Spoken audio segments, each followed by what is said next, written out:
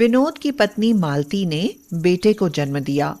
दोनों बहुत खुश थे, लेकिन मालती अपनी जेठानी उमा को लेकर बहुत दुखी थी। शादी के 12 साल बाद भी उनकी कोई संतान नहीं थी। मालती विनोद से कहती है, सुनो जी, मैं ये कहना चाहती थी कि हम अपने बेटे को उमा दीदी को गोद दे दें। इस पर विनोद बोला, लेकिन हम अपना बच्चा कैसे दे सकते हैं? देखो जी, हम 4 बच्चों का खर्चा कैसे उठाएंगे? पहले से ही 2 बेटियां और 1 बेटा है, और अब ये आप सब्जी बेचकर कितना कमा लोगे? मेरी बात मान लो, ये बेटा दीदी को दे दो। हाँ वैसे तो सही कह रही हो। मेरा काम भी कोई बड़ा नहीं है। भैया तो बैंक में है, हमारे एक बेटे का भविष्य तो बन ही जाएगा। चलो ठीक है, दे देते हैं। अरे बेटा तो फिर भी हमारा ही रहेगा। भैया भाभी से आज ही बात करता हूं। विनोद अपने भैया और भाभी के सामने बात रखता है। भैया, अपनी छाती पर पत्थर रखकर मैंने ये फैसला लिया है। भाभी, मेरा ये बेटा आप गोद ले लो। रवि और उमा बहुत खुश हुए। उनकी तो मुराद पूरी हो गई। लेकिन देवर जी, ये बात हम लोगों के बीच में ही रहनी चाहिए। बच्चों को इस बात का कभी नहीं पता चलना चाहिए। ठीक है भाभी जी, मैं वादा करता हूं, किसी को कभी भी कुछ पता नहीं चलेगा। अब एक बेटा विनोद के पास था और एक रवि के पास। विनोद बेचारा रेडी पर गली गली में सब्जी बेचकर घर का खर्चा चलाता था और रवि बैंक में मैनेजर था। विनोद के बेटे का नाम आयुष था और रवि के बेटे का नाम था चिराग। दोनों बच्चों की परवरिश अलग अलग माहौल में होने लगी। चिराग को किसी चीज की कमी नहीं थी। रवि ने उसे अच्छे स्कूल में पढ़ाया, लेकिन आयुष, वह बेचारा सरकारी स्कूल में ही पढ़ा। आयुष हमेशा चिराग के पुराने कपड़े और जूते चप्पल पहनता था। उसके पुराने स्कूल बैग और पुरानी किताबों से ही आयुष का काम चल जाता था। आयुष एक दिन अपनी मम्मी से बोला, मम्मी, बड़े पापा और चिराग भैया इतने अमीर हैं और हम इतने गरीब क्यों हैं? तो मालती ने कहा, बेटा, उसके पापा की सरकारी नौकरी है और तुम्हारे पापा सब्जी बेचते हैं। ऊपर से तुम 3 भाई बहन हो, हमारा खर्चा भी तो ज्यादा है। उनका क्या, चिराग तो अकेला है, हमारे पास पैसा कहाँ से आएगा? आयुष यह सुनकर उदास हो गया। ऐसे ही दोनों बड़े हो गए। चिराग पढ़ लिखकर सरकारी नौकरी की तैयारी कर रहा था। उसकी दोस्ती भी अमीर लड़कों से ही थी, लेकिन आयुष 12वीं कक्षा तक ही पढ़ पाया। आगे पढ़ाने के लिए विनोद के पास पैसा नहीं था और अब वह अक्सर बीमार भी रहने लगा था। आयुष ने अपने पापा का काम संभाल लिया, क्योंकि अब उनसे गलियों में सब्जी की रेहड़ी लेकर नहीं घूमा जाता था। पापा, आप आराम करो, अब आप बीमार रहते हो, चिंता मत करो, मैं बेच लूंगा सब्जी। नहीं बेटा, इतना भी बीमार नहीं हूं मैं, तू कुछ और काम देख ले। नहीं पापा, मैं कर लूंगा, बस आप आराम करो, चिंता मत करो। और फिर वह सब्जी बेचने लगता है। एक दिन उसने सोचा कि ये काम बुरा नहीं है, अच्छी कमाई हो जाती है। क्यों ना बचे हुए पैसों में साथ के साथ अपनी पढ़ाई पूरी करूं। अब वह दिन में सब्जी बेचता और रात में पढ़ाई करता। चिराग जब भी उसे देखता तो उसकी हंसी उड़ाता। अरे भाई, तुझे कोई और काम नहीं मिला या पूरी जिंदगी ये सब्जी की रेहड़ी खींचते रहोगे? तुम्हें तो अपना भाई बताने में भी शर्म आती है। साथ में चिराग के दोस्त भी उसकी हंसी उड़ाते थे।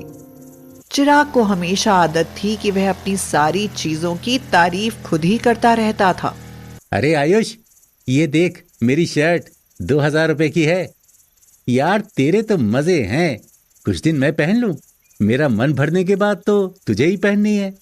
भैया, आप अब मुझे अपने कपड़े मत देना, अब मैं काम करने लगा हूं, मैं नहीं खरीद लूंगा।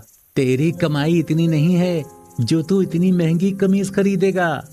रवि ने अपने बेटे को इस तरह की बातें करते सुन लिया। उसे बहुत दुख हुआ कि उसका बेटा ऐसी सोच रखता है।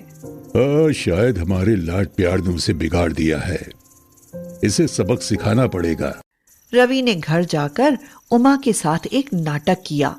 चिराग बेटा, इधर आ। क्या हुआ पापा? बेटा, हमें ये घर छोड़ना पड़ेगा। कल से हम तेरे विनोद चाचा के घर रहेंगे। ये क्या कह रहे हो पापा? उस कच्चे से बदबू वाले घर में मैं नहीं रहूंगा। रहना तो पड़ेगा बेटा। मुझ पर बहुत कर्जा हो गया है। तेरी पढ़ाई लिखाई और तेरे शौक पूरा करने में मेरा सारा पैसा खर्च हो गया। मैंने ये घर कर्जा चुकाने के लिए बेच दिया है। चिराग के तो पैरों से जमीन खिसक जाती है और वह सोचता है कि क्या उसके पापा के पास सिर्फ इतना ही पैसा था और अभी तो उसकी नौकरी भी नहीं लगी, अब क्या होगा। आयुष बेटा, देख तो हमारे यहाँ डाकिया ये लेटर डाल कर गया है, जरा पढ़ तो इसे। आयुष ने खुशी के मारे अपने पापा को गले लगा लिया। पापा, मेरा ज्वाइनिंग लेटर है, मुझे रेलवे में सरकारी नौकरी मिल गई है। लेकिन आयुष, ये सब कैसे? मैं समझा नहीं। पापा, मैंने आपको बताया नहीं, मैं दिन में सब्जी बेचकर रात में पढ़ाई करता था और साथ में नौकरी की तैयारी भी। ये उसी का परिणाम है। वाह बेटा वाह, तूने मेरा सिर फख्र से ऊंचा कर दिया। अगले दिन रवि उमा और चिराग के साथ वहां पहुंच गया। विनोद, हमने अपना घर बेच दिया है। आज से हम भी यहीं रहेंगे तुम्हारे साथ।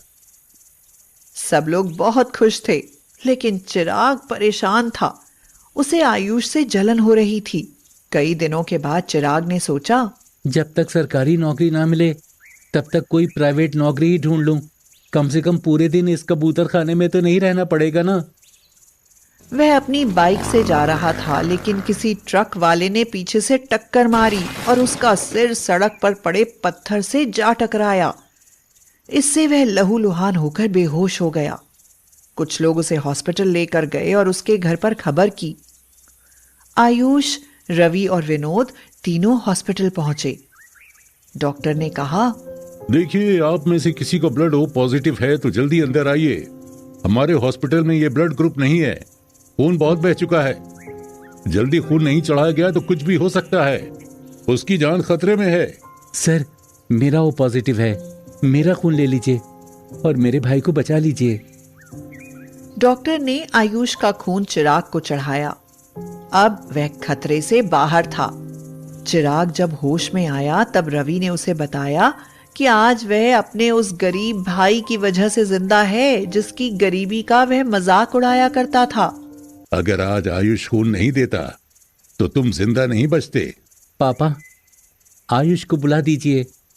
आयुष अंदर आया और चिराग ने माफी मांगते हुए उससे कहा, मुझे माफ कर दो भाई, मुझे अपनी अमीरी का कुछ ज्यादा ही घमंड हो गया था। हमारा घर, रुपया, पैसा सब चला गया। लेकिन मुसीबत के समय एक भाई ही भाई के काम आया। मेरे मन में तुम्हारे लिए कभी गुस्सा नहीं था, लेकिन हाँ, अपनी गरीबी को देखकर थोड़ा दुखी जरूर होता था। सब भूल जाओ भैया और घर चलो। घर पर मम्मी और बड़ी मम्मी इंतजार कर रही होंगी। चिराग अब उन दोनों से अच्छा बर्ताव करने लगा। चिराग, मैंने घर बेचने का नाटक सिर्फ तुझे सबक सिखाने के लिए किया था। मैंने तुझे आयुष की गरीबी का मजाक उड़ाते हुए देखा था, पर तू नहीं जानता कि वो तेरा सगा भाई है। उसके माँ बाप ने हमें औलाद न होने के कारण तुझे हमें गोद दे दिया था। मैं बताना नहीं चाहता था, लेकिन तेरी उसकी गरीबी के लिए सोच देखकर मुझे ये सब कुछ बताना पड़ा। पर अब तो हाँ, सुधर गया है।